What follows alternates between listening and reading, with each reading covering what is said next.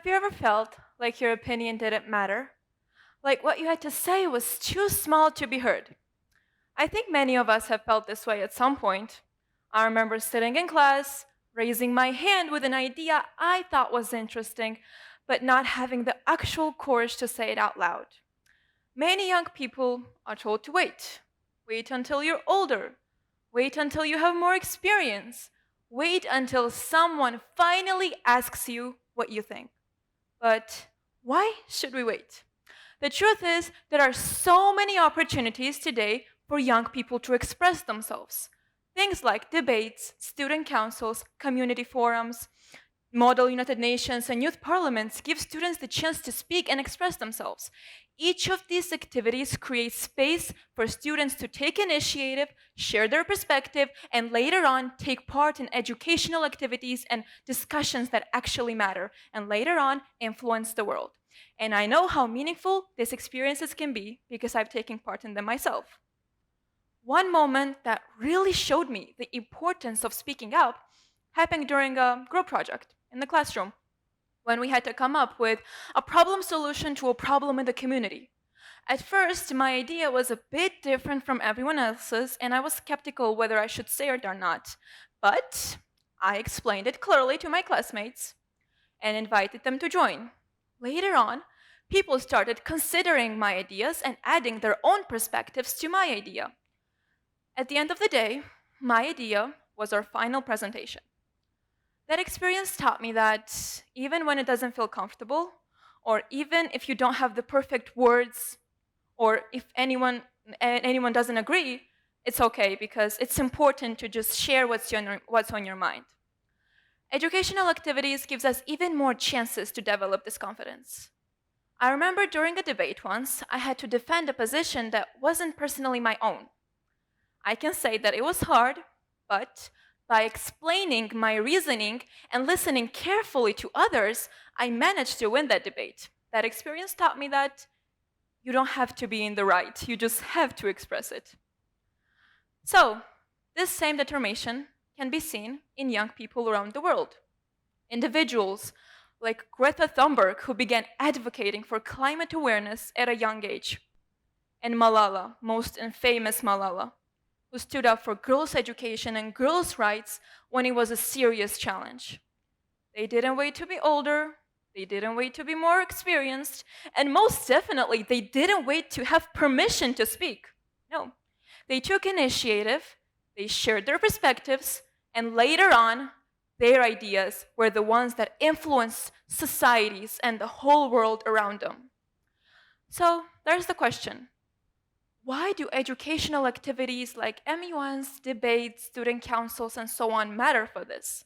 Well, they're not just extracurricular activities or something to do. They build up skills that stay with you for life. For example, confidence. Learning to speak in front of an audience, which I'm doing right now, helps you trust your ideas even more. Critical thinking. You learn to question assumptions and form even stronger arguments. Collaboration. You practice listening and talking with other people, which helps you understand their perspectives better. And the most fundamental and the most right thing to do, empathy.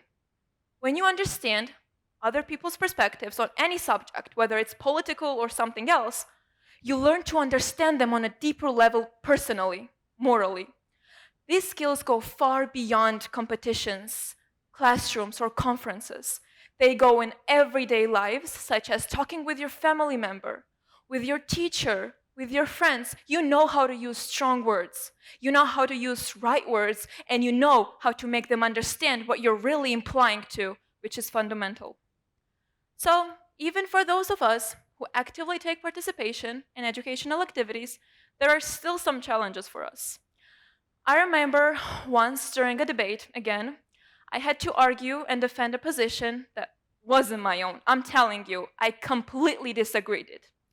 But I had to rely on research, organization, and teamwork. At first it was hard, but by that, at the end of the day, me and my team managed to win that debate. And that experience taught me something important. It's not about being comfortable, it's not about being perfect. It's about understanding other perspectives. It's about speaking up. It's about sharing your perspective, because perspectives like that are the ones that actually influence the world, are the ones that actually influence you, every one of you, and the societies around us. So here's the key idea. What we think matters now, not someday in the future, not tomorrow, not 1 week later, but now. You don't need to be older or to be more experienced, or most definitely to be given permission to speak. You just have to trust yourself and have the courage to try. Speak in class, join a debate, take part in Model United Nations or youth parliaments, run for student council, because every time we speak up, we strengthen our ability to communicate with others, which later on helps us influence societies, influence the world, which is the most important. So imagine if every young person believed that their ideas didn't matter. Imagine if everyone stayed silent. Nothing would ever improve. But when we choose to take part in speaking up, and when we express ourselves, we inspire others. We make others understand what we're implying to, which is fundamental for developing a better world. So, if you ever feel like your opinion is too small to be heard, remember this: it only becomes meaningful when you decide to share it. You don't need perfect words. You don't need perfect sentences. You don't even need everyone else to agree. You just need yourself to try and agree. No one else. Trust me, no one else. And I know that very well, because I've been in a situation where I was the only one defending my position, but I never backed down, because that's not who I am. And next time you feel like it, remember, it only becomes meaningful when you decide to share it. Take part in everyday conversations, take part in classrooms, join a debate, and try all kinds of educational activities. Because by the end of the day, the world isn't shaped by those who stay silent.